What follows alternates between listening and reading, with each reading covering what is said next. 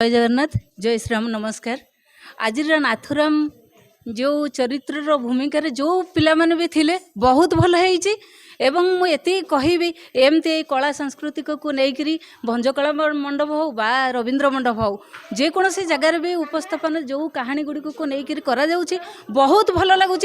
मुझे जड़े कलाकार हिसाब से जेहेतु मो राजेश्वरी राजेश्वरी नाम मु बहुत परिचित एवं मो यात्रा थिएटर ठार पाला प्रवचन ठार आरंभ कर सब दिगरे जाइछि एवं विशेषकर ये कहबी जितेंद्र पट्टनायक यही निर्देशन रे मो बहुत खुशी लगिला एवं आगो को एमती तांकर भी ए नाटकटा बहुत भल होइछि एवं आगो को मते लागुछि आगामी पीढ़ी में बहुत भल भी हबो।